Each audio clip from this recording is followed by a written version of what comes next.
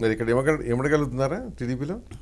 First ఇప్పుడు చంద్రబాబు గారితో పాదయాత్ర చేసాం, ఆయనతో నడిచాం అన్ని రకాలుగా కూడా.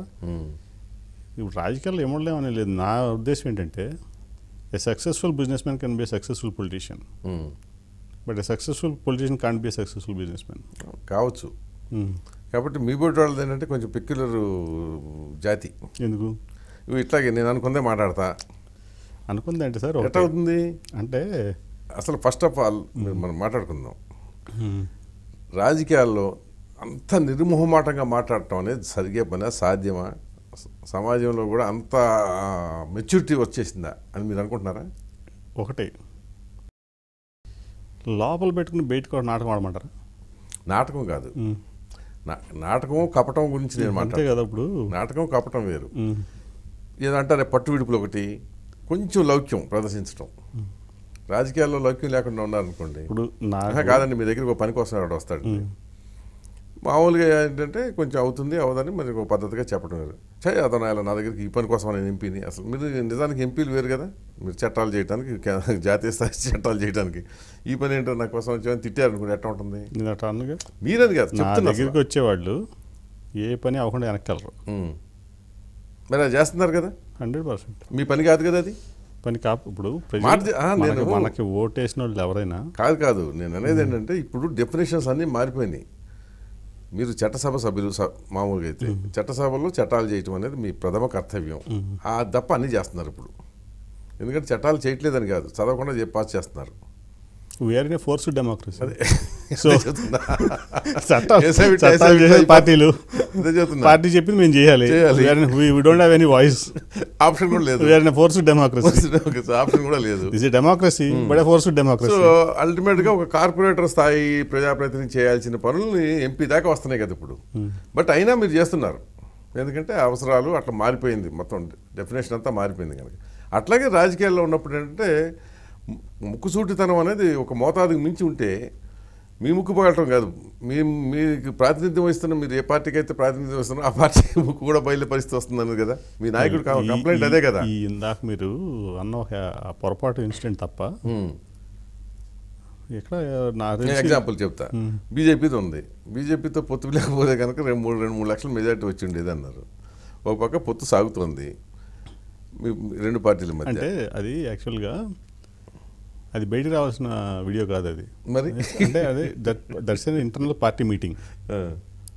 అసలు ఎవరో మా పార్టీ వాళ్ళు తప్ప ఎవరు లేరు. అదేంటి నెక్స్ట్ 2 yearsకి మేము కార్యవర్గాన్ని ఎన్నుకోవడానికి పెట్టుకున్నాం మీటింగ్. నేను పొత్తుల గురించి మాట్లాడాలి. అసలు పొత్తుల గురించి కాదు, అన్నది ఏంటంటే లాస్ట్ టైము మనం ఎక్స్పెక్టెడ్ మెజారిటీ ఇంత రావాలి మనకి, అనుకోకుండా పొత్తులు కుదరటం వల్ల మనకు 50,000 తగ్గింది. నెక్స్ట్ మన టార్గెట్ ఇంత పెట్టుకుని దానికోసం కష్టపడదాం, ఎందుకంటే ఈ మైనస్లు మనం కవర్ చేసుకోవాలనే సబ్జెక్ట్ మీద మాట్లాడాను. ఆ రోజు బీజేపీతో కలగపోయి ఉంటే నాకు 1,25,000 ఎంపీగా మెజార్టీ వచ్చేది, కానీ ఇప్పుడు 76,000 వచ్చింది. అది కూడా చెప్తున్నా, రేపు రాబోయే ఎన్నికల్లో ఎంపీ ఖచ్చితంగా 3 లక్షల పైన మెజార్టీతో విజయవాడ సీటు గెలవడం ఖాయం. ఒక్కొక్క ఎమ్మెల్యే విజయవాడ 3 సీట్లలో 60,000 తక్కువ మెజార్టీ వచ్చే పరిస్థితి రోజు లేదు. పార్టీకి అంత పటిష్టంగా పార్టీ ఉంది. నేను ఎక్కడ కూడా ఇప్పుడు మీ 3 ఏళ్ళు చూస్తే మీరు నిజంగా నాకే ఎక్కువ ఇచ్చింది, విజయవాడకి ఎక్కువ ఇచ్చింది కేంద్ర ప్రభుత్వం. అవును, అదే డబ్బులు నేను తెచ్చుకున్నాయి. నేను అసలు ఎక్కడ కూడా అనేక రకాలుగా అనేక మంది మాట్లాడారు, కానీ బీజేపీ మీద నేను మాట్లాడలే ఎప్పుడు. నేను ఇంటర్నల్ పార్టీ మీటింగ్లో మా కార్యకర్తల మోటివేషన్ కోసం నేను లాస్ట్ టైం మనకు ఎక్కడ మైనస్ అయ్యాం కొన్ని కారణాల వల్ల, ఎక్కడ ఇది అనేది ఎవరో షూట్ చేశారు, దాన్ని బయట రిలీజ్ చేశారు. ఈ పార్టీ వాళ్ళు చేస్తారు, ఇంకెవరు చేస్తారు? ఓకే, అది జనరల్గా ఒక close door meeting. Close door అయినా ఏదో 2-3 మాట్లాడుకోవటం వేరు, కాదు ఒక కార్యకర్తల సమావేశంలో మాట్లాడటం వేరు. కానీ ఇప్పుడు దాన్ని మనం నేను మాట్లాడిన దాంట్లో కూడా మీరు క్లియర్ కట్గా మొత్తం వీడియో చూపిస్తాం మీకు, ఎక్కడ తప్పులేదు అది. అంటే మన బలాలు ఏంటి, బలహీనతలు ఏంటి, ఎక్కడ మనం బలహీనంగా ఉన్నాం, ఎక్కడ కవర్ చేసుకోవాలి అనే సబ్జెక్ట్ అది. ఓకే, దాని మీద మాట్లాడాం. ఎక్కడ బీజేపీతో పొత్తు గురించి కానీ, పొత్తులు వద్దని కానీ, లేదా పొత్తు కావాలని కానీ, అసలు ఆ సబ్జెక్ట్ అది కాదు. అసలు నేను ఎప్పుడు మాట్లాడలేదు ఇంతవరకు నా 3 ఏళ్ళు దీంట్లో. ప్లస్ బీజేపీ వాళ్ళు అది జరగట్లేదు ఇది జరగట్లేదు కానీ నేను ఎక్కడ మాట్లాడలేదు ఇంతవరకు. అదే ఎక్కడ మాట్లాడలా. అటువంటి సందర్భంలో ఆ వీడియో బయటకు వచ్చింది.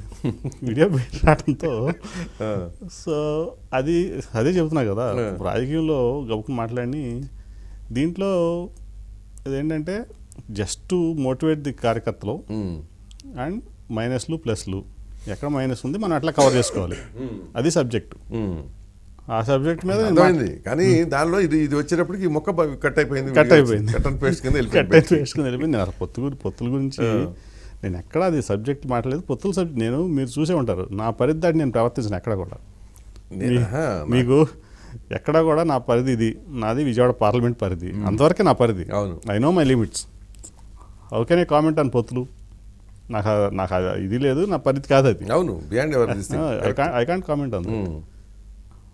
అంటే అది ఎక్కడ దాకా అంటే పార్టీ ఆదేశాలను డిఫై చేస్తున్నాడు నాని, పార్టీకి శిరోధార్యంగా ఉండాల్సిన మనిషి పార్టీ ఆదేశాలు శిరోభారంగా మారాడు అనే ప్రచారం దాకా వచ్చింది కదా. అది ఈ సోషల్ మీడియాస్ వచ్చిన తర్వాత అండి అందరూ కవులైపోయారు, అందరూ వ్యాఖ్యాతలు అయిపోయారు, ఎవరు మనోభావాలు పెట్టేస్తున్నారు, దాన్ని సర్క్యులేషన్లోకి వెళ్ళిపోతున్నాయి. సో ఇప్పుడు మన మీడియాలో రాధాకృష్ణ గారు చెప్పవసలా, లేకపోతే ఇంకెవరో రాయవసరలా, ఇప్పుడు ఎవరు భావాలను వాళ్ళు పెట్టేస్తున్నారు. నా మీద జలస ఉందనుకోండి, లేదా వేరే పార్టీ వాడు అనుకోండి, దాన్ని తీసుకెళ్ళి సోషల్ మీడియాలో పెట్టేస్తాడు, అది రకరకాలుగా పుకార్లు వెళ్ళిపోద్ది. కరెక్ట్.